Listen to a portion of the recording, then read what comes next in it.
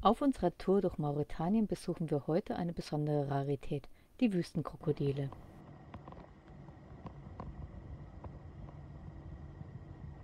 Sie sind die letzten Überlebenden des mittleren Miozän. Vor 6000 Jahren war die Sahara noch grün und fruchtbar. Es gab Seen und Flüsse. Diese Periode endete vor 3000 Jahren. Die Sahara wurde zur Wüste, wie wir sie heute kennen. Seitdem leben die letzten Wüstenkrokodile in kleinen Flachwasserseen in einigen Gebirgen des Tagans. Sie galten lange als ausgestorben und wurden erst zur Jahrtausendwende wiederentdeckt. Mit einer Länge von 2,5 bis 3 Metern sind sie eine Zwergform des westafrikanischen Krokodils. Die nächsten Verwandten leben im Senegalfluss und sind mindestens doppelt so lang wie die Wüstenkrokodile.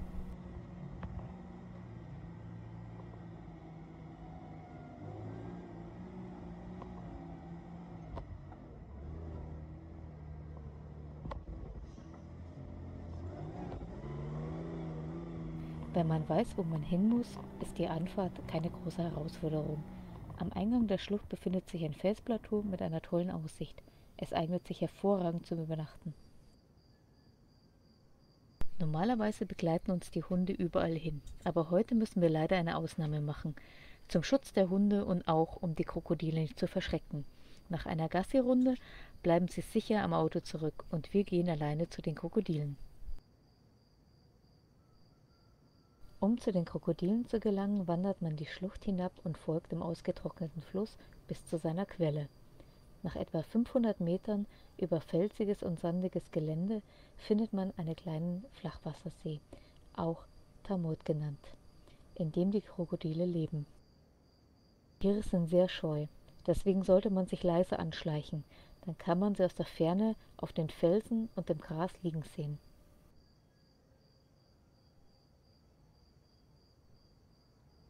Als Futter dient den Wüstenkrokodilen alles, was im Wasser lebt, wie Fische und Frösche, oder sich unvorsichtig der Wasserstelle nähert.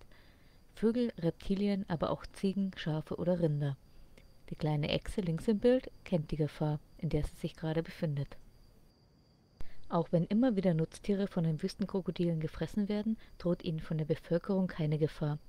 Einerseits verbietet der Koran den Genuss von Krokodilfleisch, andererseits glauben die Menschen, dass es Unglück bringt, wenn man ein Krokodil tötet.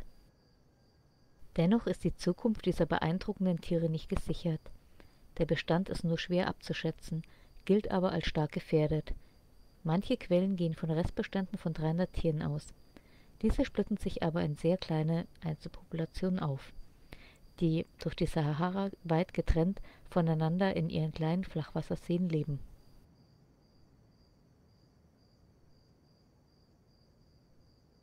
Die Flachwasserseen werden oft von unterirdischen Quellwasserspeichern, sogenannten Gueltas, gespeist. Dennoch trocknen manche Seen aus. Die Krokodile buddeln dann meterlange Gänge, in denen sie die Trockenheit und die Hitze überdauern. Wenn es sein muss, monatelang. Nach dem Besuch bei den Wüstenkrokodilen haben wir natürlich noch eine ausgiebige Gassi-Runde mit den Hunden gemacht.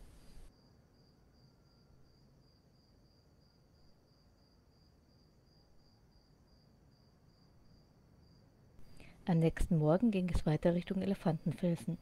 Von diesem Abenteuer berichten wir euch in einem kommenden Video.